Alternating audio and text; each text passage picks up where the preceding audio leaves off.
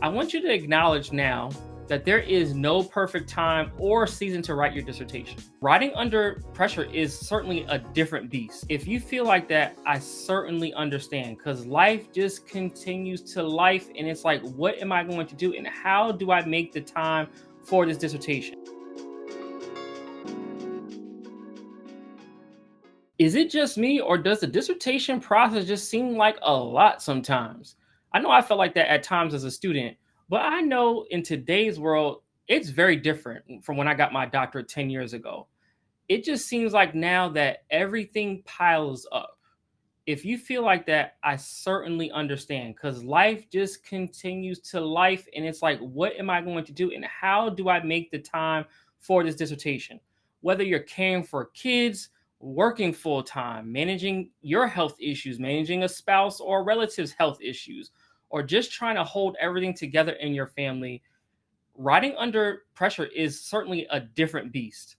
So, my question to you is, how do you make progress when you are trying to slow down a little bit because of everything that's happening in life? And when you feel like you need to slow down, how do you make progress when it feels like you need to reinvent yourself in order to do something different and you're just not sure how to approach it?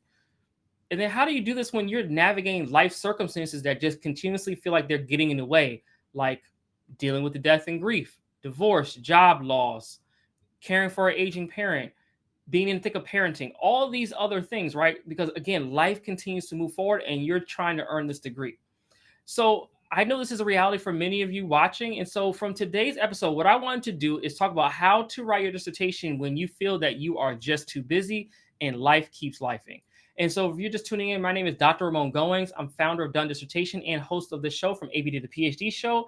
And our goal at Done Dissertation is to help demystify the dissertation process so that you, the doctoral student, can write and defend your dissertation in record time. Today's episode is sponsored by the Done Dissertation Velocity Coaching Program, and our whole purpose is to help you, the doctoral student, get the dissertation process done quickly at a very high level. And so if you're looking for the support, the infrastructure, and the guidance to get to the finish line, what I want you to do is scan the QR code that is here on your screen to schedule a complimentary consultation with our team, or you can go to www.velocitydissertation.com. Again, it's www.velocitydissertation.com. Now, let's get into today's episode because I know for many of you, life is just going. It's so much stuff happening. It's like, how do I make sense and how do I do all these things and keep up with it all? And so I want to share with you all an acronym that might help you think through a process to deal with your dissertation when it just might feel like you are too busy. And so the acronym, if you can remember, is the word ARC. ARC. And so what we're going to do is kind of talk through each of these so you can have a strategy in terms of to think through this process. Because again, I want to see you win. And I know that sometimes it can just feel like there's too much going on with my life to be able to slow down and get this thing done in the right way. So the first word that I want you to think about in our acronym ARC is acknowledge.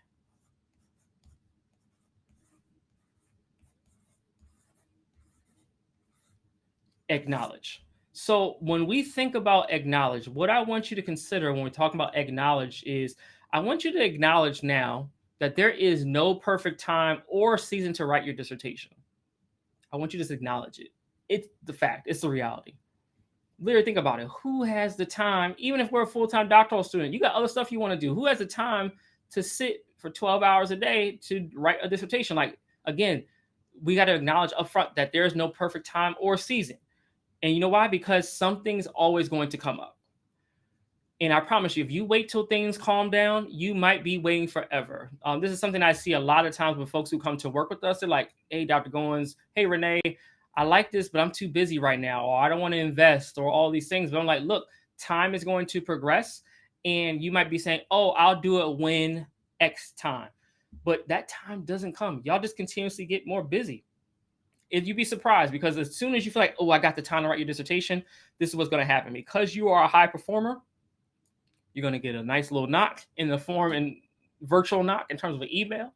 It's going to say invitation. You're going to click that email. It's going to say, hey, so-and-so, I've been hearing about the great work that you're doing. I want to see if you're interested in X position at our company, or I want to see if you are interested in a promotion at your current company, and it comes with this type of salary increase. Those things are tempting all the time. We got clients who get opportunities all the time. So like life will continue to happen. Things will happen. You say, "Oh, this is a good time." The next thing you know, oh man, I got braces on right now. So say you had a kid who had to do braces, like braces. Oh man, I got to pay for braces right now. I gotta work extra to do that. So now you got to put that on the back burner to do braces for your children. Like all these things in life will continue to happen. So I want you to, take this first step is to acknowledge that life is happening consistently and that there will never be a perfect time or season to write a dissertation. And I'm just giving you a personal story about how this showed up for me when I first started my doctoral program. So the first time I had the first class of my doctoral program, um, was on May the 12th of 2011. Renee and I got married on May the 10th, 2011. Literally, we got married on a Saturday. I had first class on that Monday in my doctoral program. Life happens. There was no perfect time for us to for me to start a doctoral program. There's just no perfect time. And we had to kind of figure things out and put, move things around. Literally, we couldn't do a honeymoon because I had to go to class the first day. We did it later on, but we didn't do it right after we got married. Like those things happen. Like in these programs, life is going to continue to progress, and so we just have to acknowledge that there's going to be no perfect time or season to get anything done. And I think the sooner we come to those type of realizations, the easier and the quicker we can, move forward and actually create a plan to finish. And so now, when we first acknowledge, right, that there's no perfect time or season, that's going to be our first step. Now, the R is what I want us to do is reimagine time. So I want us to start reimagining time because what I've started to learn is that it can feel at times like I can acknowledge there's no perfect time or place, but like there's only 24 hours in a day to have to go on. It's like, when am I going to get this done? And so what I want you to start doing is actually reimagining your time, because progress doesn't have to look like these long, unstructured blocks of time. You can do and write your dissertation fairly quickly. I literally just had a conversation with one of the alum from my doctoral program. We were doing exit interviews, and she was describing like the ways that she wrote her dissertation was in the Pomodoro method. Like she literally would do 25 minutes on, 5 minutes off, and she would do like a couple blocks of those every day that when she could. She was a full-time, she was a full-time instructor at a community college, and so like had all these other things going on. So it wasn't like she was not busy, had a family to take care of. All these things were happening. So life was continuing to go on. But she's like, hey, I just blocked out these small chunks of time because that was easier to accomplish. And so for you, when you were reimagining time, you might have to figure out, well, what does that look like in the scope of my life? Like for me, when I wrote my dissertation, I used to do 30-minute blocks to start because I just didn't have the capacity to sit for an hour, 2 hours, 3 hours. And because we acknowledge that life is happening, it's going to continue to happen, we also recognize that there's no perfect season. And because there's no perfect season or time, we recognize that we may not always have 8-hour blocks to do writing. It's just not always feasible given the schedules that you might have as a busy professional or even as a full-time graduate student who might be working in a lab or having some other responsibilities. Like it just might not be feasible. And so I want you to start considering that and just start to reimagine what this time looks like. Because I think when we think about productivity in terms of writing, we often think about productivity looking like, oh, I wrote for an hour today. I wrote for 2 hours today. But no, productivity is like I showed up in front of my computer and I wrote for 20 minutes. I showed up and I wrote for 15 minutes. Or I showed up and I recognized today I don't have the mental capacity to write, but I can give myself 25 minutes to do some editing. All those things start to add up. Or maybe today I can't do anything writing related, but I'm going to do a little bit of reading. You have to start really thinking through that and showing up for yourself and reimagining what time looks like. This is going to be critical for you as you are thinking through how to write your dissertation when you just feel like you're too busy. If you're finding value out of this, if you could do me a quick favor, if you can go on our YouTube page, if you're watching us on YouTube, you can do it right from where you are. But if you're not, go on our YouTube page and hit the subscribe button and the notification bell. Because what we found is that over, only 10% of folks who watch our videos on YouTube are subscribers. So if you could do me a favor, go ahead and hit the subscribe button. We are right now around 1,400 subscribers. I'm looking to get our next push is to get us to about the 2,000 subscriber mark. So you could do me a favor is just hit the subscribe button. And then if you do me an extra favor, just hit that share button, send us with a video to your friend and have them subscribe as well. Because we want to get this content in the hands of as many doctoral students as we can. Now, once we acknowledge that there's no perfect time to write our dissertation, and we reimagine time in terms of what it looks like when we're going to show up for ourselves and write, the third part of our process, what I want you to consider if you're trying to figure out and how, to finish your dissertation when you're too busy, is that you're going to have to master confidence. Confidence is going to be critical in order to writing your dissertation quickly, because writing a dissertation while life is happening is hard. If we were in an ideal world, we would be like some of those movies where, like when they're telling the story and they're like, yeah, I just froze everybody.